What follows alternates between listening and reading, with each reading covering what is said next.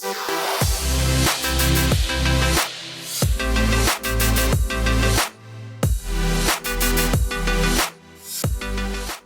sun is shining. Looks like a perfect day for a run, I say. Oh, me too. And it's Thursday. You know what that means for myself? Thursdays are my running day, my main run. So I'm very excited to get motivated. You introduce our wonderful guest today. Louis Phillips, welcome back to the Dawson D Show, my friend. Thanks for having me, lads. Good to be back. It's a fantastic day. I'm glad to hear you're all running. You're all up and about.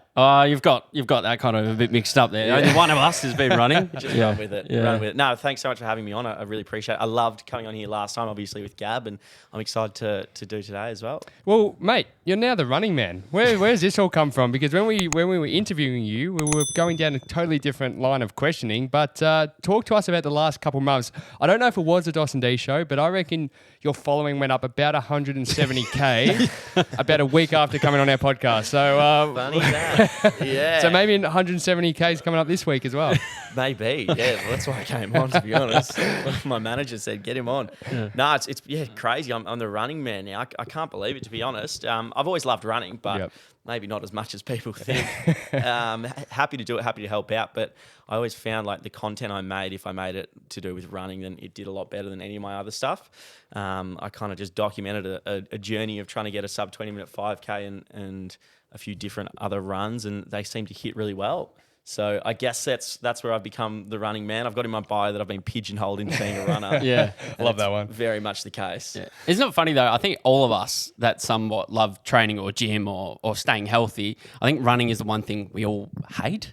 So like to have someone is that what's come from that? Wanting to maybe educate people that it's actually not as bad as we probably think. Yeah, bang on. Exactly right. I think there's a real big correlation with people thinking like connecting running, going for a jog to be like footy training running, or like doing the beep test, doing a 2K. That's the whole point of my content, was kind of saying that's not the case. Like you can actually go out and enjoy it. If you do these, 3 to 4 things, focus on your heart rate, like breathe and go slow and walk when you need to, then you're actually going to enjoy it. So yeah, that's definitely kind of where it stemmed from. And where there's an issue, I feel like if you can fix an issue in the world, then people will listen. Yeah. Absolutely. Do you feel pressure now to obviously keep it up? Does it ever stress you out? Because I know, and I love that your content, you're very open in saying, I do not want to do this today, but here we go kind of thing. Yeah. How do you find the whole running mixture of keeping the content ticking? Yeah, there is a little bit of pressure here and there. I mean, I'm training for a marathon at the moment, so it's like I need to run regardless of if I want to or not. But, ups and downs, like with any kind of content, you run out of ideas, you come up with the ideas, and you can't have good content without having everything else in your life sorted. So like if you're not passionate about something, if things at home aren't as great, well then the content's not going to be great. So it's always a final product kind of thing. And I go through those every single day. Like I'm pretty dry with ideas at the moment, but we'll figure it out and I can probably document that.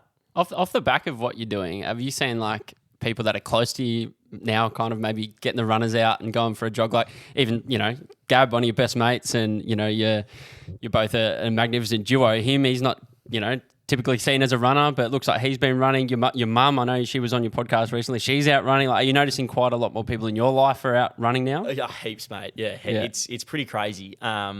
And being like the catalyst behind people going for a run is incredible. But yeah, a lot of people close to me. I think my grandmother went for a run. Wow. Yeah. What? And I said, maybe just let's stick to walking so we don't break our hip. How old is your grandmother? Oh, good 75. Wow. Good on her. But good on her. And I think I told her, let's just pump the brakes there. Go easy, Tiger. I don't want to sign this waiver. Yeah. But so many people, and that's probably the thing I notice the most when I go out, like when people have a chat to me, it's in regards to like getting them running and they're running because of me. So I take that as a huge responsibility and I'm very appreciative. So with your content now, I mean, it's very interesting. We really want to dive into 9to5 as well and what sort of happened because of all this. But talk to us about this, like, it's not overnight because you've been how long have you been pumping out content first?ly? Yeah, probly 3 to 4 years. So now. 3 to 4. So it's taken 3 or 4 years to be an overnight success. It's like that's the old motto. But when you just skyrocketed like that, why do you think it took off at that time? I think it was like you mentioned before, me saying like I don't want to go for a run. It was like how transparent I was with it. There's a bit of vulnerability, talking about I got ADHD, like I can't meditate. It was all those things put together and just coming across as being genuine. I think people nowadays can see through it so quickly, especially on social media. If you're fake, if you're just trying to sell something, and it came from like really humble places of me genuinely just trying to document or like keep myself accountable of running a sub 20-minute 5K. So I think that's where the followers came from. And if you can throw like a bit of a comedic twist in there and be a bit funny every now and then brands love that, and so do consumers. Are you enjoying making the content compared to the other content you've been making? Like it's different. Like you haven't always been doing running content for 4 years. You've always done some type of health content. Are you enjoying the running style more so than in the gym training, or how are you feeling in regards to creation? Yeah, I love it a whole lot more. Yeah. I'm so bored in on. I got a drone. Like, I saw that. We love that. So I love it a whole lot, and I love being able to do it on my own. Like that's a really big part of it. One of my favorite things in life is going out, like going for a drive on my own, or just doing shit by myself. So being able to get content on my own is like really big for me, and I can easily do that with the running stuff. You know, set up a tripod, set up a drone. The bloody drone follows you, so Yeah, that's you don't even unreal. have to do anything. Is that because you like, I don't know why, but for some reason a lot of people are like this, and I'm one of them too. Like, do you not like the fact that someone might be filming you? The pressure, you like being able to do it by yourself? Is there a bit of that?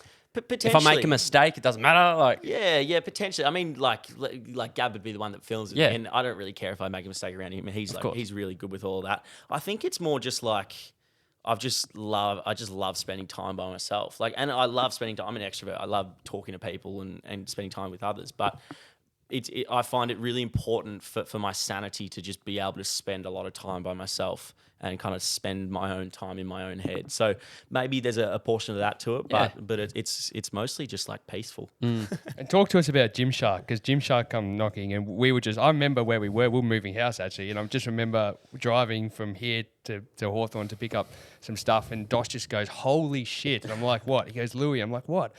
And there's just Gymshark right there. And we just looked at each other and we're like, holy fuck, like, this is unbelievable. yeah, we were stoked for you. We were so amazed. Like, it was unbelievable. So talk to us about how that came about. Because, like, in all seriousness, your life must have changed a lot in the past couple of months. Yeah, Gymshark was incredible. So obviously, like just before my content blew up, I signed with managers. So shout out to the managers for trusting me when I had 15,000 followers, because second I signed with them, it kind of went up, 190K. But Gymshark came about. I said to my manager, I want Gymshark. Like that's kind of the goal. Like I really want them.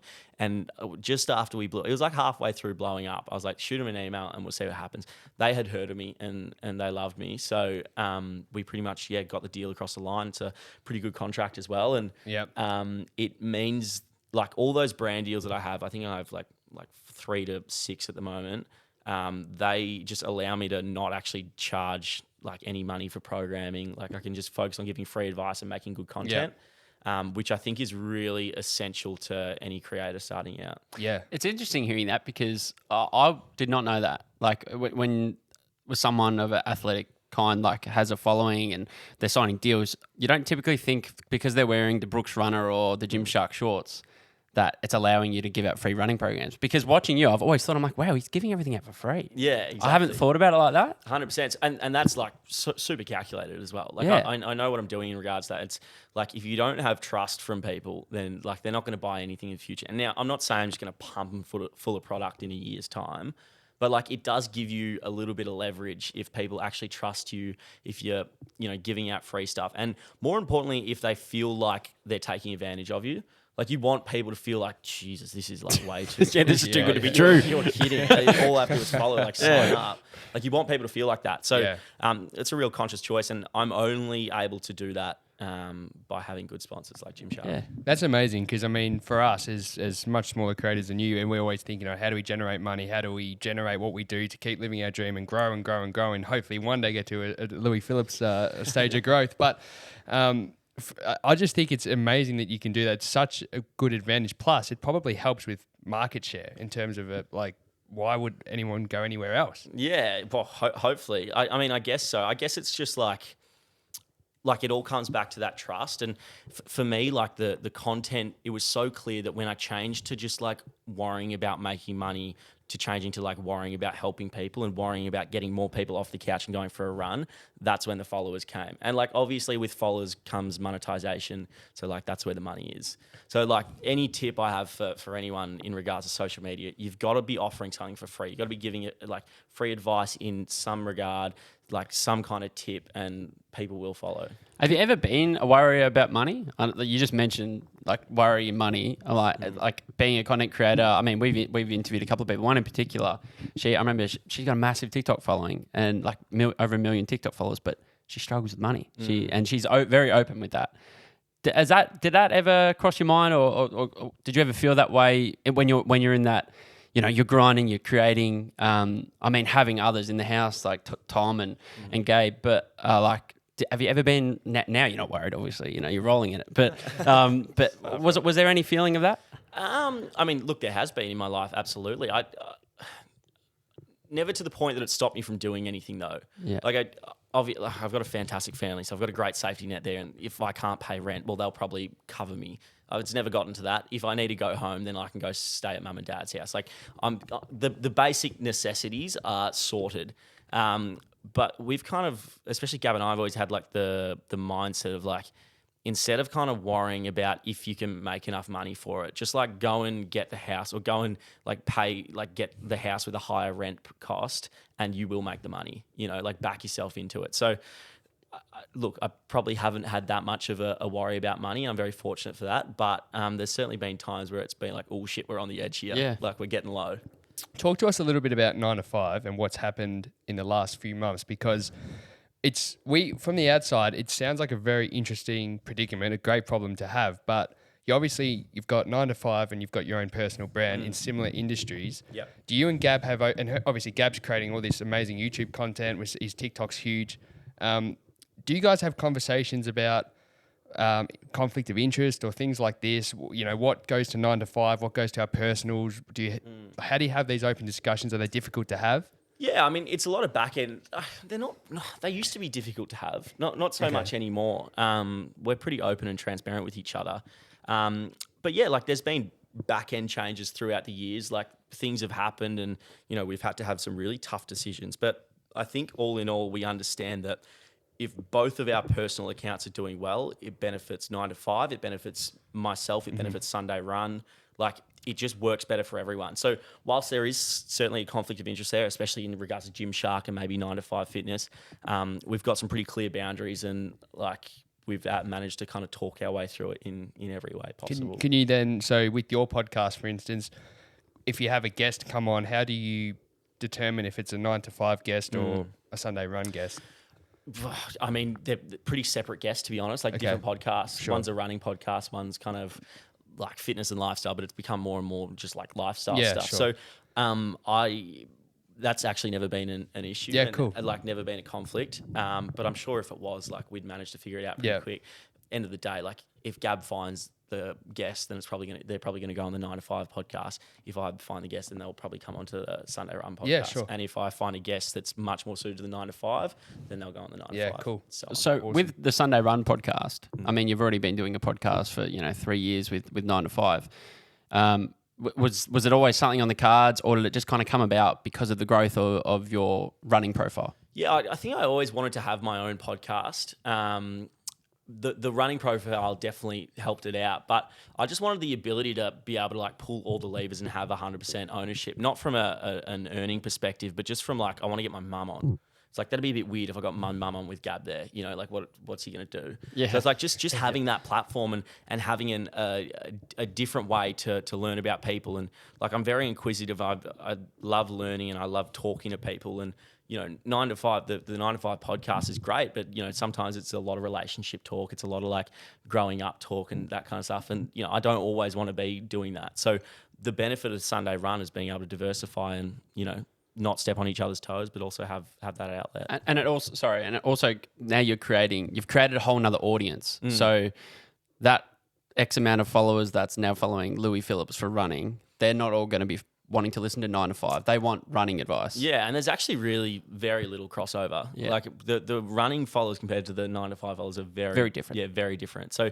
there's actually, like, contrary to popular belief, there's been very little kind of crossover, very little kind of arguments, and it's been a really smooth sailing process. Yeah, that's good. So that when you decided to go down that podcast Sunday run, that conversation was fine. Like Gab was supportive. It was easy for him, easy for you. 100%. Yeah, cool. There was no issues whatsoever. I think like he doesn't really give a shit about running. Yeah. So you know, it's like if he went and made a powerlifting podcast. Yeah. Like I would want nothing to do with that. Yeah. I'd support him, but like it's not an interest. Yeah, cool. So Wangaratta Footy Club, you signed with the club. You were going to play some footy this year, and that's now on hold from what you told us earlier, which is disappointing. We all want to see you out there in the brown and gold. Yeah, thanks, mate. No, I appreciate it. Hard decision. Yeah, really difficult decision. So, mate, I've been smashed with questions about this, and I answered in a podcast. But I kind of get to the point like I'm going to answer it once. I'm just going to leave it. So I did that in a podcast, and what happened is like I signed up to Wangaratta, started doing running. Well, I was doing running content throughout being signed up, and it's just taken off. Signed all these different brand deals, and then it's like, oh, hang on, I lose my Saturday. You lose your Sunday as well because you're sore as. Yeah. You know, your Tuesday and Wednesday or Tuesday, Thursdays are your training, like so you can't run properly. And so it's kind of like I had to weigh it up in terms of what's like career versus passion, and I kind of had to put the running stuff first. So I've had to put footy on hold for the time being.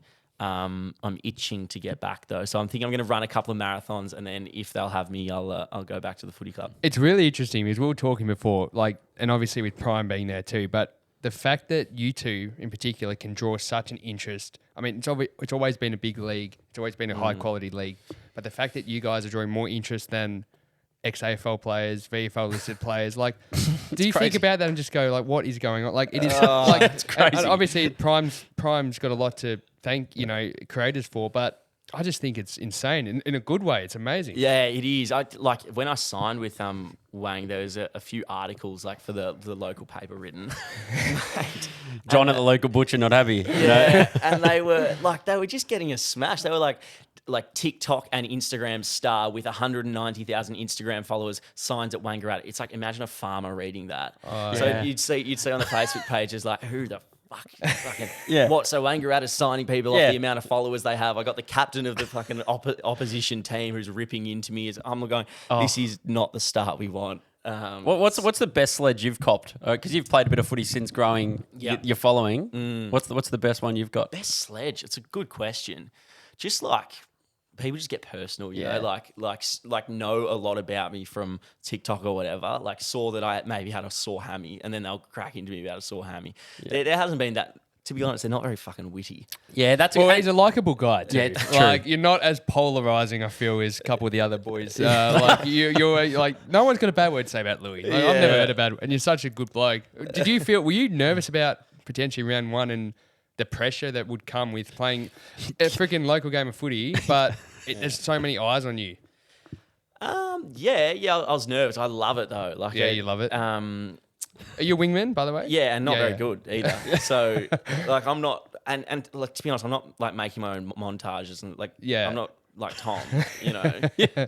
He has to perform, otherwise he's gonna cop it. But the poor bloke's copped it after round one. Mate, the poor bars. He'll bounce back. He'll bounce back. I'm a little bit nervous, but not really. Like I love it. I've never claimed to be a good footballer. And chances are, if they're coming from the sideline, then I'm a better footballer than them. Do you feel a chip on your shoulder even at training? Like at one go, you do feel that? Yeah. In regards to social stuff or? Well, just rocking up to footy training and like all the boys, obviously they already know who you are. I mean, when you move clubs anyway, there's a bit of knowledge about the recruits that come in when it's you. Like it's obviously a whole new level. Like I always think like ex-AFL players come back into a local system, they've got a chip on their shoulder because it's they're good, mate. That's the thing. See, but there's still, you must every kick. Everybody's got way more interest. And I miss a lot of them. So you actually become really good at apologising for, just pick them up a bit, lift them up. But I mean, I guess so, yeah. Mate, less to do. I don't really care about the social following stuff. Like I don't really think about it too much when it comes to game day. I don't think about it too much at training. I just want to be able to hit my fucking kicks. Don't we all? I'm a wingman too, and that's my role as well. Yeah, exactly. I'm surprised. Did you do the whole preseason? From day one, mate. Yeah. Yeah. Oh, that's the worst. That sucks. Only thing that would be worse would be ACL on the eve of Yeah, well, that's the risk, isn't it? Is doing the ACL if I keep playing. But I don't know. If I run a marathon and I get back into it, it's not like I'm going to be losing fitness. I'll be fit enough. Can you see yourself like, and this is, I mean, how many kids finish high school and go and study sports science and they want to go and work? But Yeah, I was one of them. yeah.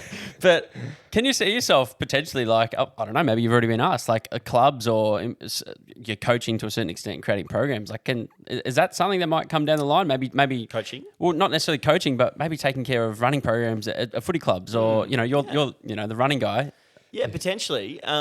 Surely, unless it's Collingwood, he's not interested. Go down to Louis Phillips doing that. Yeah, Heading down to Dufton for the Tuesday evening, after work. I can send them. They can download my running. True. program. There you go. Yeah, that's probably enough. I don't think there's enough money in that. The next thing is corporates, mate. You want to get in with Very corporates. true. And every big corporate company seems to do a City to Surf, or they're doing the Mother's Day Classic. Yeah. Get in there, Yeah, charge very Very nice. program. So yeah, watch this space. Or a So week. there's They'd probably all do like a weekday run club or something like that. Maybe you could be the Exactly. leader of that. Yeah, exactly. Give us your Easy cash. give us your top. I'd love to know this as Melburnian. So this is obviously not for our international listeners, but your top 3 running spots in Melbourne, because. Yeah, well, I like this. I just want to hear what. It's a good question. So we've all got our favourites. Number one is along. I start in Elwood at Head Beach and and run along. That's number City one. bound? By far. Yeah, city bound. Yeah. How far do you typically go before you Oh, well, I haven't done it. I mean, back when I did it, probably to Port Melbourne and back. Port Melbourne? So how Yeah. far would that be? Was that the main 15. first video that blew up? Like I remember that. I remember you running along Beach Road. Blonde hair. Yeah, blonde hair. Yep, that's it. So probably that one. I love a good tan jog. There's a lot of like encouragement there with beautiful women. So. I was Yeah. about to ask. There's a lot of Lorna Jane around. That plays a big part. And if you go, what is it, anti-clockwise, you run face onto them Yes. all. So And you'd be going shirt off, of oh, course. 100%. Yeah, hands down. Yeah, except for okay. in winter, I'll either blind them with our white With the pastiness. So that's 2. We've got Elwood to Port Melbourne and back, and Yep. then the tan. What's And then coming the in tan- 3? Oh, number 3. It's a good question. I actually really enjoyed Albert Park Lake. You've nailed my top 3 too. There you go. I I mean, love is there Elwood. any others? To be honest? Probably Well, I not. saw you went and ran at the Caulfield Racecourse. Yeah, that was interesting. That was good fun, actually. I was doing run spot reviews. So you're not doing that anymore? I'll get back to them. I like those drones. The drones look great on those. Yeah, it's cool, isn't it? But the benefit of that is if you can try and get signed with like Tourism Australia or like Tourism, wherever. New Zealand. On a Hamish and Andy imagine kind that. of level here. Yeah, very. Well, if you can get signed with them, then they'll fly you around. I just do a little run spot review and then kick my legs up. I'll tell you where you should go. We were at a wedding out in Cockatoo. Do you know where Cockatoo is? I've heard of it, yeah. Some Emerald Way. So in the Dandenongs, would you do sort of some of those mountain runs with the forest the backgrounds mistiness. and- Yeah. Yeah. hard on the quads, but Hard on the quads. Yeah, I've been looking to get into a bit of trail running. Yeah, nice. Got some good trails around where I am actually. So, look, I'll potentially get into that. If it looks picturesque, then you're able to film it. definitely So we'll see. love it. We were talking off air, and I briefly mentioned, but so I love watching Nick Bear. Nick Bear's probably, and I just love watching him. I don't look at it and go, or sometimes I'll go, yeah, make me run, but I just enjoy his content style. I really love it. He's the hybrid athlete. I would love to see you do a triathlon. Yeah, triathlon. I was actually in communication with, I think, Ironman for a little bit there. So something could happen. Yeah. We'll see. It'll depend on footy and stuff. Yeah. But if I do go back to footy, then it'd be after that. And I'm all for it. Like, I'd love to do a try. I'm a pretty good, I can ride a bike. Yep. Swimming, not strong point though. Can swim to save myself, but probably not the quickest ever. Well, D's, what's the story? But you did a run to a swim to run. I did the. I don't know if you've heard of this out in San Remo near Phillip Island. So for the footy club in the summertime, they do a series of three runs and swims. So you swim across the bay and then you run. Well, I went into it with a dislocated shoulder and the swim's the first part. And it starts off the men start, followed by the women, then followed by the over 65s. And I was getting lapped by them because my shoulder just went halfway. Doesn't everyone have their own coloured cap as well? Everyone You has know a the cap. 60-year-olds are in the green. So say you're the blues and the reds come flying past. You're like, oh, the women have gone past. That's fine. Then the yellows come up. You're like, oh my. And then I had to call out because I was almost going in circles. And the girl said, look, we can pull you into shore, but then you can't do the run. I'm like, I've got to finish this run. So it was one of the most. So you put your hand up, got help. And then Put my hand up, got help, and then had to say, look, actually, just I'll find a way through. This is We'll figure it out. But I saw you posted the other day, 77 or 78 kilos. Is that kind of where you're weighing at? So is that typically probably 10 like kegs heavier than probably the average person posting running content? Yeah, 100%. Or probably even 15 to 20 kegs heavier. Running culture, it's pretty toxic world, but they're all built like whippets, which is fine, but it's certainly not the body shape that I want. I'm not looking to be a professional runner by any means whatsoever. So, like naturally being that much heavier, your times are going to be a lot slower. Like you're just not going to be as efficient with your runs. So it's been a bit of a battle, but I don't want to lose size. Like that's not what I'm going for. But that's why we love it, because it's so relatable. Yeah, exactly. And I don't know many people who actually want to be a professional runner. No. Like bugger that. Have you had a DM, and I'm sure you have, He's had a few DMs, I guarantee that. Have you had a really impactful one that someone has sent you a message and you go, mate, you've changed my life? Heaps, mate. Yeah. I get them every day, to be honest. I had one. All right, mate, settle down. Exactly. I get them every day. Heaps of DMs, boys. Heaps. And I'm very single, so DM. All right, He's very single. Yeah. He's very single. Get amongst it, ladies. Exactly. No, I had one that was essentially a bloke saying I saved his life. Wow. Which is incredible, and it was all through running and stuff. And I said to him that that's like I feel honoured. It's genuinely amazing. But I think you realise pretty quick that it's a lot of responsibility. Like there's a lot of people that look up to you. There's a lot of people that rely on you for good information, good programming. And for you to not get them injured. So, there's a huge responsibility there, and I love the responsibility. It means a lot. Yeah. How do you go with when you're just out in public, going about your day, and you've got people coming up to you? Because I know that would have happened for years and years now with 9to5. I mean, I still get texts from the footy boys saying, I just saw Gab or I just saw Louis down the road. I'm like, okay. Some of them in that more area where you live. But how do you like when people come up and tell you, more about how you've impacted them positively? Because last time we talked about, obviously, the boys coming over in the clubs and taking the photos. And you guys were like, we'll keep this going while the women are seeing flocking. it. But, Exactly. But when the girls aren't around, do you like having these conversations over and over? I love it. Yeah, I love it. I love conversation. I love hearing about people's stories, and if we're part of that, then that amazing. Means a whole lot. It happens a fair bit. It mainly happens when we're out, like when you're pissed. Because even if they've just scrolled past you once on Instagram, then it's like they come up to you and let you know about it. So you feel like a whole lot more of a celebrity than you actually are.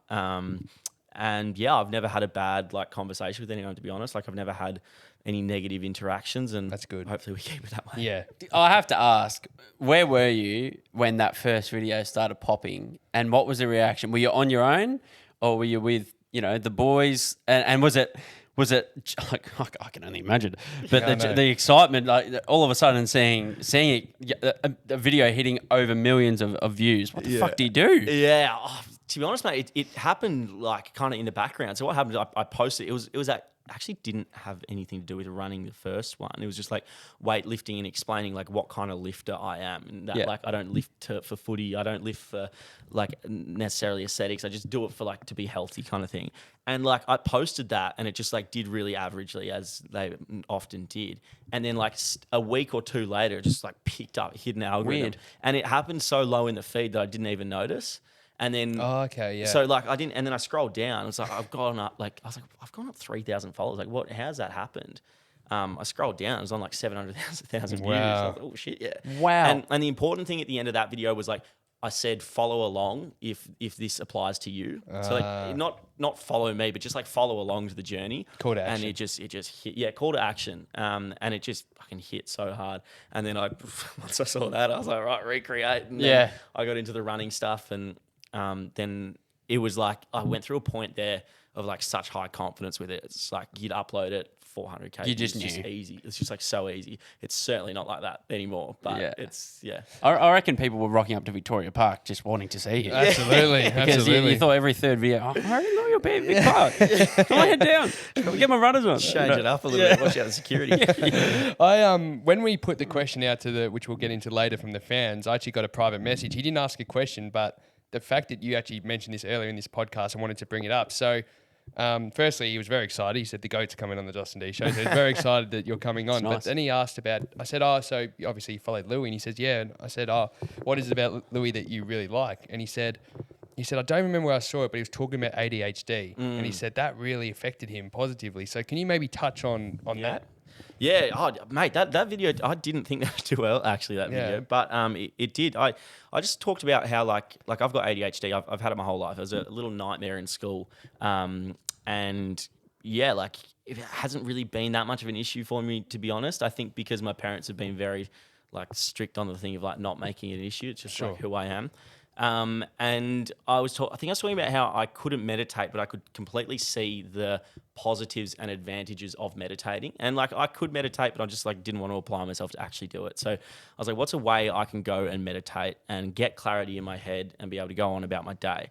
Well, it's like going for a run, but more specifically going for a run without headphones and trying to make it as boring as possible so that I'd firstly sit into thoughts that I have in my head, but then get to a place of like pure like tranquility.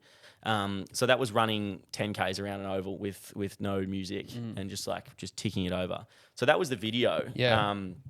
And yeah, I guess I just kind of spoke about how I have ADHD and this is what I'm doing to kind of mitigate any issues that might come with that. Do you have any passion around it? Because a lot of people say I have ADD or ADHD and they're not diagnosed or anything, and there's a bit of a grey area. Do you buy into any of that or get involved, or do you just not really give a shit? Like I'm not that passionate. Yeah, fair enough. Like, I could be. Yeah. You know, there's a huge market for it, and like that video has a lot of people kind of messaging me asking for more content on it, but like it just hasn't been a huge proponent of my life that like if I were to capitalize on it, it would be wrong. Yeah. But yeah, I do notice it day to day, and like it's the way I think, it's the way I speak as well. Like sometimes I go off on tangents, which is a bit of an issue if you have a fucking podcast. I think it's a good thing if you've got a podcast. Yeah. So yeah, it's been a part of my life, and understanding how to manage it has been really important. And I will continue to do stuff on how I manage it, but I'm not gonna like sing it out too much, to be honest. Can you take us to maybe a bit of a? You mentioned the no headphones. So firstly, do you typically run with headphones? Yep. Yep. So, well, D hates it.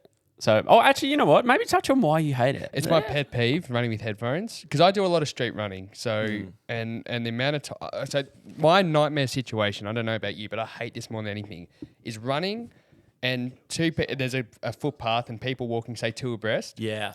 And they've got headphones in and they're totally unaware, and it's like it's in dusk time and you're running behind them and there's cars driving past and you're kind of like bouncing around trying to get past them. You don't want to startle them, but they got headphones in. Yeah. And then you finally go past them and they shit themselves. And suddenly you're the freaking bad bloke. So, and obviously the other thing is the amount of times I've nearly been hit by cars because with headphones in. So that's just my little rant. That's fair. Yeah, that's fair. Well, what I was going to ask, which was, what's your day in the life? You know, everyone loves this kind of question. So when Louis wakes up in the morning, what time does he wake up? Are you a faster, or do you get stuck into something small? Do you run in the morning? Do you lift in the morning? Do you run later? What's work look like? Like, fill us in, mate. Yeah, sure. It's hard because every day is different for me at the moment. But as a general structure, I get up around 6 a.m. And I'll go straight into like a walk. Like I need to get moving in the morning, straight into a walk. I just go around the block, maybe like 2Ks or something, listen to music. Like I do go on my phone, set myself up for the day, get back and either go for a run or lift weights. And then there's like, after I do that, it's normally filming content while I'm running or lifting weights. Editing probably takes me 2 hours. Do you edit all the videos? Yeah, straight away. Yeah. So like while it's fresh in my head, I'll get back, edit them, and just like whack it, well, like draft it essentially for content. And then throughout the day, I'm either doing something regarding like Sunday run, either like programming or like podcast. And then there's always something to do with brands as well. So like after this podcast, I got to do a reel for my protein, and it's like that'll take another 2 hours on top of it as well. So the kind of like 4 to 6 hours in the middle there is very much just like either content or editing content, or like it's doing something with a brand. Afternoon will either be a run or a gym session. And is there time in there for swiping or that's what we're interested in. You know? Yeah, there's plenty of time for that. Yeah. Or is that more when you get in bed? It's just a little, Are you a hinge operator? Yeah. Nah. No. I can't do not for me, the dating apps. Oh, you can't do them at all. Nah. Just rely on the DMs, or Yeah. Do you work your way into DMs? No. Not anymore? Don't need to anymore, do you? Not really. Those days are No, gone. you know what? No, I would. Yeah, I Yeah, do. Actually, yeah. Now that I think about it. Not with much success, but bullshit. Very good looking man. He's a very humble charmer. Like I Have said, a he's good charmer. crack. Yeah. Yeah. I'd always back Louis. I'm shocking on the dates these days. I get, God, If you were to go on a date with Louis Phillips, what's a day in the life of a date with Louis Phillips? Where do where do we start? Where do we go? What's What do your we ideal expect? date, Yeah, I what's guess? an ideal date? ideal date. I don't even know, Do you, boys. do you like picking her up, or are you more meet at the place? Whatever kind of works. Hey, It's straight to the pad. Yeah. Come over for Netflix. No, never. Nah, I mean, I guess like I'd prefer to go out for a drink than like go out for dinner. Yeah. I find dinner's like just you're locked in. So formal. So formal. Sit down and talk. And then like after I've done my 10 questions, like, oh shit, now what? Yeah, that's so true. Like you are, how many siblings do you have? What's your favorite movie? Oh yeah. I like the activity prior. I like Do an ya? activity. What for first date? Yeah, do an activity where you don't have to stare into each other's soul. You just go for say it could be walking or I used to like mini golf. Obviously, You did a few COVID walks. Like that went well. Yeah, that went well. And then if things go well, then you go into dinner. And then if things go well, you go to a bar, and then things go well. See what happens. Yeah, see what happens. All right, that's fair. Yeah, I'll give you that. I don't know. I'm not that creative. I need help on my creativity in regards to dates. I'll try and let them sort it, to be honest. Well, talk to us a bit about the house, because everybody in Melbourne, I mean, you've got probably the most polarising figure on the internet that's based in Melbourne in your house. I'd say all three of them are, polarizing in themselves. You know? Themselves, yeah. And well, it just must be. I mean, everybody's interested. Everybody just is so invested in you three and your friendship and your content, and we all watch everything you guys do. The Truman Show. Yeah, It the actually is the Truman Show. You are living in it. The Truman Show. So talk to us. I know you touched on it last time you were on the show, but just take us, behind the scenes to this incredible enigma of a house. Yeah, no, it's good, mate. It's like any share house, I think. I don't think it's like any share house in Melbourne. three big personalities in Tom, Gab, and myself. We got a fourth in there as well, who's Jordan. He doesn't do anything regardless. Isn't that interesting? You wouldn't know. Poor bastard. What does he do? The vacuuming and the cleaning. He takes the bins out. He's the in-house maid. Yeah, literally. No, he's a ripper. He sorts a lot of like the bills and stuff out. So shout out to him. But Good man. He keeps the lights on. He keeps the electricity going. Someone's got to do it. Good on you, Geordie. Yeah, we love him. But no, the house is good, mate. It's like there's not a whole lot to report, to be honest. I think it's just like any house in that, like it's a group of guys. We love mucking around. We're also pretty like career driven. Yeah, definitely. Like Tom, Gab, and myself are like very business oriented, despite what it may seem, and we have like really like big chats every single day in regards to how we can, get ourselves better and how we can grow. We've like have, emotional chats as well. I think there was a stage there where we noticed we were just like taking the piss out of each other every 2 seconds. And it got to the point where it was uncomfortable to be around. You walk in, there's another comment. You walk in, oh, that reel was shit. Why would you upload it? Oh, really? And it's like, in a so joking way. But attacking the content. Yeah, just like that really Australian culture thing of just like sure. tearing each other down. So we actually had a chat about it a couple of Good weeks on you, ago. boys. That's hard. And said, let's pull our heads in here. Because it was the point I was like, I just don't want to go home. Like, I just want to go up to the farm with mum and dad and, not be around, like Gab and Tom when they're in that mood, or like Gab wouldn't want to be around Tom and I when, it worked in all sorts of different ways. So, like having that chat was really important. I think if you want to live in a space, you got to be able to share with others. Yep. You got to be dynamic. You got to be able to work to other people's standards and then have people work to your standards as well. And that takes a lot of effort. It's not just share houses aren't just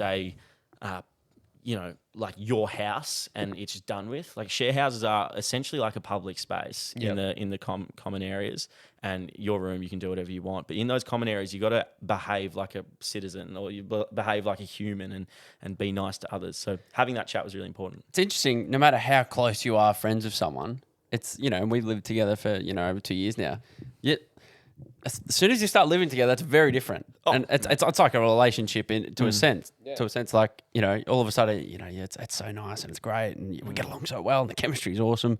You move in together and all of a sudden, you know, you're seeing, you know, Louis fart and this and that, you know, like, so. Toenails on the floor. Yeah, yeah, exactly. Yeah, he cops a lot of that from me. That's revolting, isn't it? Lucky he does the vacuuming as well. Oh, fantastic. But I guess, and then there's another side of it, in particular with you guys and with us too. But like, you kind of all motivate each other in a sense as well. Yeah, and hugely competitive. Like, I want nothing more than Gav and Tom to succeed, and them the same for me. They were super proud of me when like all my stuff blew up. But there's also that thing of like, fuck, Louis getting ahead, got to get going as well. Definitely. And like, we help each other out with that as well. I'll always give Tom tips and pointers for his content, him vice versa to me. Same with Gab. So like, it's really beneficial for that. And it's probably like, it would be weird to live in a share house with people who aren't in content creation. We always talk about how like, Gab had a really good analogy the other day. It was like, climbing the mountain isn't the hard part or isn't the thing that's going to stop you. It's the pebble in your shoe. And it's like any kind of resistance in regards to content creation just ruins it. So if, let's say, I live in a house in a share house with people who don't make content and I'm out in the backyard recording myself looking like a tosser, if someone says, oh, what, you're recording another Instagram, you know, story, that resistance, that's the pebble. That is so bad for for growing and productivity. So living in a share house where people know content creation and understand it, you're not going to necessarily cop shit for it, is really essential. For sure. I couldn't agree more. And Dos is about to move away for a bit, but for the 2 years, we wouldn't be where we're at if we didn't live together. Exactly. That's my belief. And it's funny because We wouldn't. and we had a situation where we had to quickly get out of the other place we lived in and find a new one. And we were toying with the idea, do we move in together? Because Dos is going away for a few months and you know, you're hearing all these noise from other people and they're saying, oh, just move into a share house, just move in there. And I'm like, you don't understand. Like, it can't just happen. We need a place for the podcast. Like, and it doesn't sound like a big deal, but I totally relate to what you're saying because I can't imagine in the previous share house that I was in prior to, or just when we started DOS and D, it just would not have worked. Exactly. And you said that it's background noise. It's like external noise is really hard, especially in these kind of industries where it's like, you know, even for Gab and I, when we said we were going to move in together, it was like, oh, don't do that. And then anyone who says don't do that, they want you to fail. Like, they don't want you to do well because like it's going to prove their point if you don't go well. So like, but yeah, the exact same. Like, we wouldn't have gotten as far if we didn't live together. So it is important. Plus, in a way, we're all selfish in some ways. Like, if you're in a share house and you got people that just doing their 9 to 5 jobs, they want to sit on the couch at 6 o'clock, watch TV, do whatever they want to do. And you're like, well, we want this space to create, make videos, do podcasts, do whatever. Yeah, it's a interesting dynamic. I also think in share houses, if you have one person who stays home a lot, like that would be us, let's say, and another person who goes out is on the tools all day. The person who's out on the tools kind of expects the person who's at home to do all the cleaning, and they kind of don't respect that your job just requires you to be at home all the time. Yeah, that's a really good point. That's really true. It's really common. I've heard about it a lot. Like, where, you know, the person that in a share house, they go out, they're on the tools, and they get back, oh, why isn't this clean? It's like, well, no, this is your job as well. Exactly. Whether that's your career choice or not. I did see a video of you lads absolutely going to town at each other about whose night it was to unload the dishwasher. Now, what's the process? What's the schedule? Yeah. The fucking dishwasher, mate. It's been it's like literally the group chat's going off right now about the dishwasher. So we have a dishwasher, yeah. The beauty, like, we're very fortunate. It's quite a big house. We've got a butler's pantry, and the dishwasher is in the butler's pantry. It's about a 10-meter walk to the actual, like, the cupboards. Oh, you're kidding. So it's how inconvenient. It's ridiculous. So it's not just open the dishwasher and unload. It's open the dishwasher, walk around 10 meters each plate, put it on the table, and then go to... I understand the real frustration. So we've had to... And obviously it didn't just work when it was free-flowing and anyone can put it away. So we've had to schedule it. And we had a really good schedule. The schedule was going great. And then we added in bins to the schedule. But the thing is, the bins don't need to be changed every time the dishwasher needs to be done. So Tom didn't undo the bin because they were empty. And then Gab said, no, well, it was Tom's turn. And so now we're saying, whose turn is it to actually empty the bin? Is it Jordan's turn? Because he's next on the dishwasher. But then he's left with a bin that is ridiculous. Like, it's so past packed. Like, it is brimming. So That would do my head in. there's a lot to it. And, I'd say I'm the saint of the group because Really? I just do what I got to do and get out of there. You're a Get it neat done. freak? Yeah, I'm not a neat freak. I just like living in harmony. Yeah, I couldn't agree more. Peace. Tell us about, we saw a great video the other day. Prime obviously posted with the burger. So did 9to5 get a burger too? Yep, we got an NTF burger. So talk to us about that. How does that come about? Royal Stacks, baby. How good's that? That's the What's art in of, that? That's chicken. Did you get a say firstly before you? Yep, we got to So pick- you picked the ingredients. Yeah, All exactly. right, take it away. There's not much to it. We've got fantastic managers, and they said, boys, we've got a deal for you. This is the Royal Stacks. They want to get involved, and they want your help with kind of promotion and opening a store, and they'd love to have a burger alongside your name. So Tom got the Prime Train burger. Gab and I have the NTF burger. It's got chicken, lettuce, bit of herb mayo, and a bun. It's fantastic. Hey, does that sound Ralph? He's a burger man. Is that, Really? is that, There is you that go. still up on the menu, or was that a one-off? Should be. I'm pretty sure it is. Yeah. Wow. I think you can get it from the footy. Really? Ooh. How good's that? Head down to Marvel Stadium for an NTF. If there's a Royal Stacks, there's definitely. I reckon there is. Or G. there might be one at the G. Yeah, the G. Yeah. And can you talk to us a bit about this drink as well? Alive, yeah, Alive. symbiotic. Alive's been great, mate. It's a soft drink. It's a healthy alternative soft drink. So it's got like 10 calories, 1 million plus it's 1 billion probiotics.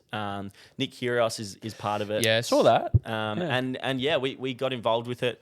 And have just been kind of ticking away with it. Like it's something we really enjoy. It's a healthy alternative, really low calorie. We've got a fridge full of it at home, and it's the something best we part. want to promote. So, Yeah, that's great. That would have been pretty we're big Impulsive listeners. So to see that on Impulsive was pretty cool. Oh, incredible. And that's the power of having someone like Nick Yeah. involved, isn't it? That's something we could never do. We'll do like the smaller stuff and try and get some sales for it. And hopefully Nick takes it around the world. Could there be a bit of involvement, cross promotion involving you guys and Nick?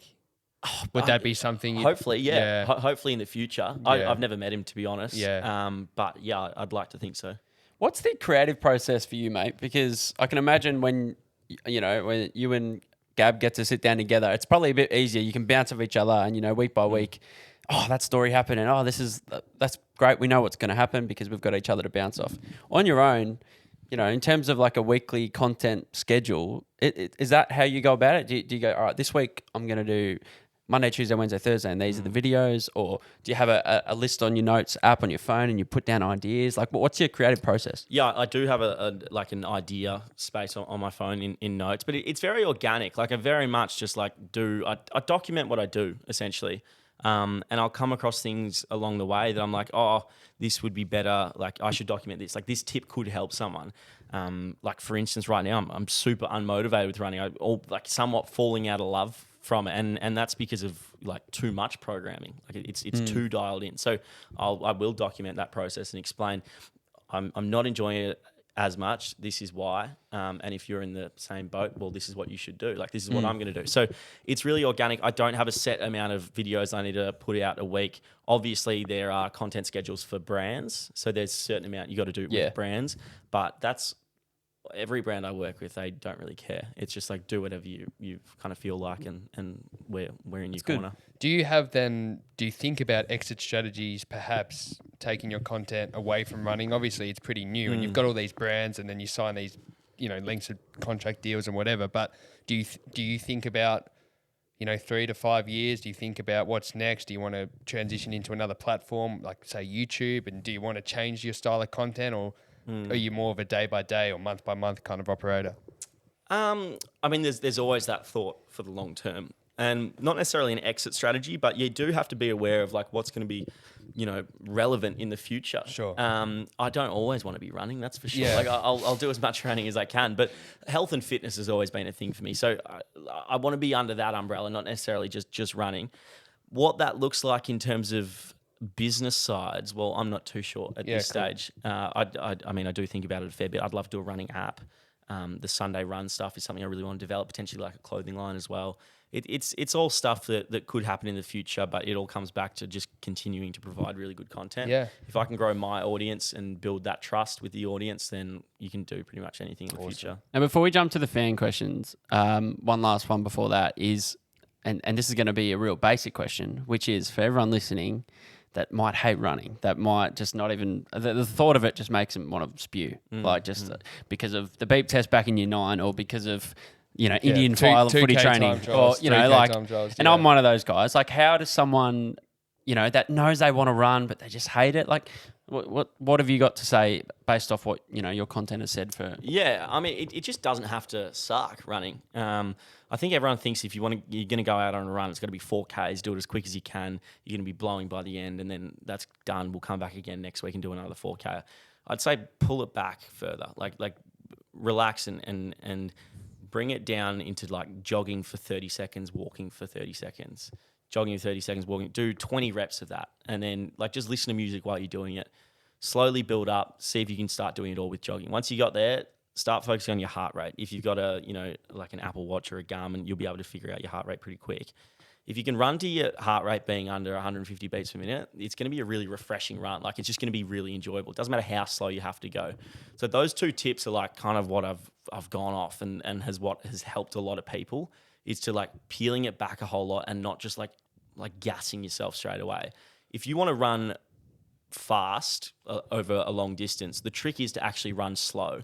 So do a lot of volume-based training, which is like, instead of running 5Ks really fast, why don't throughout the week we do 20Ks really slow? So 5Ks 4 times on different days. Yeah. Look at volume-based training, look at your heart rate and break it down a whole lot. 30 seconds on, 15 seconds walking, that kind of stuff. It's ideal for people starting out. Strava, yes or no? I love Strava, mate. Yep. Strava's my most proud platform. Yeah. Is it? How many? So I haven't even looked. So do you have a pretty solid fan base over on Strava? I got 6,000 followers. Wow, and they're 6,000 of the best. Yeah, that's amazing. I'm very proud of I think you have to be a real loyal fan to go over and follow someone's Yeah, Strava. That's So a big Strava or following. hate me. or hate you. Yeah, Yeah, that's just true. Well, because- no one's screenshotting them, or are they screenshotting and sending them to you? Probably. Did you hear about this soccer player or footballer over in the UK? And they were doing, I think during COVID, Ralph might know about this, and I think they had to do 5K time trials and post it. And he posted it to Twitter, and it was just unbelievable. Really? Mate. Really? But then there were some eagle-eyed Strava users that got involved, and they saw that there was a lot of stop-start action. So Analysis. Yeah. The best one's Lockie Neal when he was at the Lions, right. wasn't it? And he was getting on the little. I think it was at Freo. Freo, he was getting on the Pee-wee 50 at the back and setting With the the Garmin. watch. Yeah. All right, so the fan questions, always a great part of the Dos and D show. Now, the first one is they've asked to remain anonymous. Normally we give the name, but this actually comes from a female, and she writes, how do you grow your glutes and shred at the same time? Hard to do in a calorie deficit. Yeah, I mean, it can be done. So it's called body recomposition, is building muscle whilst being in a calorie deficit. Okay. So you need to have your protein intake up. You want 2.4 grams of protein per kilo of body mass. Okay. And then if you're doing that in a deficit, you're obviously going to be pretty hungry. But obviously a lot of glute work, high protein, and eating in your deficit, your glutes are probably going to grow. Love it. So from Jack Patrick, Louis, I'm yet to find the perfect solution to preparing for and dealing with cramps both mid and post run. This also includes post footy. These things taste like cat piss. He sent a screenshot of the pickle juice, but have found they work on some occasions. Do you have any other suggestions? Yeah, you probably want to actually look into like your diet earlier in the week, I'd say. Diet and hydration.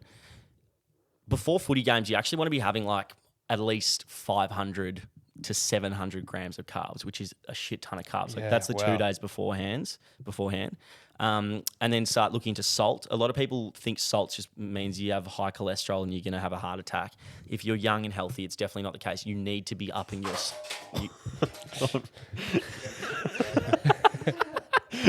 The light's gone That's down. the first time that's happened on the Dos and D show. Oh, no. Keep going, mate. You need to be upping your salts heaps. So like salt is super important. That is what you're sweating out, and that's what's creating the cramps. So look into salt, look into calcium. There's plenty of supplements out there like hydration powders you can indulge in. Love it. Rob Summers 4, can you tell us about one experience that you've had that truly made you, you? That makes sense. Yeah, an experience that's made me. That's a good question. That's an open-ended question. That is an open-ended Interpret it how you want, Louis. question. What has made me me? I don't even know. What would you say? God, I was really hoping you would say that. What has made me? Yeah, what has made you who Oh, you are? geez, this could get That's a deep question. It's a deep question. I'm This happy could be to- time to build a home on TikTok. yeah. Yeah. Do you know the song I'm talking about? yeah. Oh, yeah. Well, you go first, but I'm stumped. well, the big one for me would probably be family. That'd be the biggest one. Yeah. It's like That's an easy little just nick to mid wicket for a quick single. oh, get I don't off want the mark. to. Well, go on then. What made me me? Have I ever had any experience? Well, what's an experience? Yeah, I'm happy to go deeper if you I want. would say solo travel made me who I am. Oh, that's a good one. I would say that going 6 weeks abroad by myself, acting like a complete idiot, made me rethink about how my life's going, but learned a lot of things about how to communicate with people, and I reckon that made me who I am. That's a good one. I'd say mine would be a breakup, getting broken up with. Ooh. It's kind of like set me on my path in terms of content, and Yeah. it made me move out of home. It just like made me take life a lot more seriously. And How I'd old say were that you one. with this particular? 22. Okay. So 2 years How old are you ago. now? 24. 24. Okay. Yeah. Yeah, mine would be death. So dealing with grief. So losing my gotcha. dad at 21. I think just having to grow up quicker than I probably wanted to. Yeah. you Yeah, know? And yeah. then obviously, similar to you, it forced me to kind of live, like go and move out, go and try different things, and care less about what people think. Yeah, that's a big one. The second you can get over that, Yeah. it's As huge. soon as that happened, I was like, fuck, life actually, it could all go tomorrow. So I may as well just do what I want to do. Exactly. Yeah. Rob Summers 4 with one of the greatest ever fan questions this show's ever You seen. got your phone there, mate? Yeah, I Rob do. Summits, well done. Well done, There's a Robert. few more. We got that's a new one that just popped in. I don't know if you want to ask that. From Dean.Burger, how big is a big enough fish? Is there an inside joke or not?